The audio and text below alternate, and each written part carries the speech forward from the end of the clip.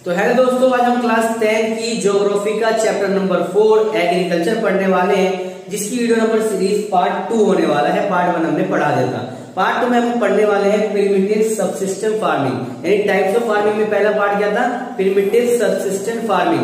Primitive subsistence farming वो farming होती है जो कि सेल्फ कंजप्शन के लिए की जाती है या कि सर्वाइवल के लिए की जाती है, यानी कहने खुद से सिंपल लैंग्वेज में खुद का पेट पालने के लिए की जाती है प्रिमिटिव सबसिस्टेंस फार्मिंग। दूसरा क्या है? It is practice in small patches of land, ये जमीन के छोटे से टुकड़े पे की जाती है। तीसरा क्या है? इसमें खास बात तीसरी ये है कि भाई ये प्रिमिटिव टूल्स का इस्तेमाल इसमें किया जाता है, यानी कि पुराने औजारों का इस्तेमाल किया जाता है, जैसे कि ह्यू, डाउ, डिगिंग स्टिक्स, ठीक है, पुराने औजारों का इस्तेमाल इसमें किया जाता है। और इसमें ज्यादातर फैमिली के लोग या कम्युनिटी के जो लोग हैं एज अ लेबर काम करते हैं। तीसरा यहाँ पे ये आगे बता रहे हैं, इस तरह की जो फार्मिंग है डिपेंड होती है टोटली नेचर पे डिपेंड होती है, यानी कि मॉनसून पे डिपेंड होती है और सॉइल की नेचुरल फर्टिलिटी पे डिपेंड होती है। और इसमें कोई भी मॉडर्न तरीके का इस्तेमाल नहीं किया जाता, ना बड़ी बड़ी मशीनों का, ना टेक्नोलॉजी का किसी भी इस्तेमाल नहीं किया जाता, नॉर्मल तरीका होता है।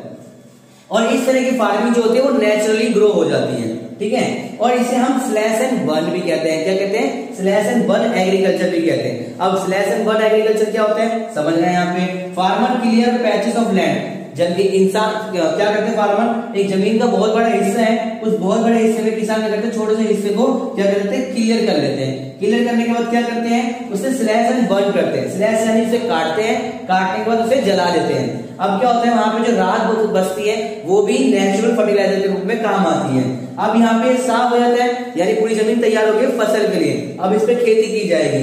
खेती करने के बाद क्या होता है? कुछ समय बाद जब when the soil fertility decrease, अब जब उसकी सॉइल की फर्टिलिटी कम हो जाएगी तो फार्मर क्या करते हैं? शिफ्ट हो जाते हैं अगली जगह पे, यानी दूसरे हिस्से पे चले जाएंगे और वहां पे फिर से वो क्या करेंगे?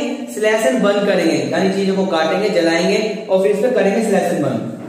अब इस तरह की जो खेती होती है भारत के अलग अलग हिस्सों में अलग अलग नाम से जानी जाती है। जैसे कि नॉर्थ ईस्टर्न स्टेट जो है वहां पे इसको झमिंग नाम से कहा जाना जाता है। बस्तर डिस्ट्रिक्ट ऑफ छत्तीसगढ़ और अंडमान निकोबार आइलैंड, यहाँ पे इसको दीपा नाम से जाना जाता है। इस तरह से मैक्सिको और सेंट्रल अमेरिका में इसको मिल्पा नाम से जाना जाता है। इस तरह से वेनेजुएला में इसको कोनोको नाम से जाना जाता है। तो ये सारा सब कुछ मैंने आपको पार्ट 2 में बताया।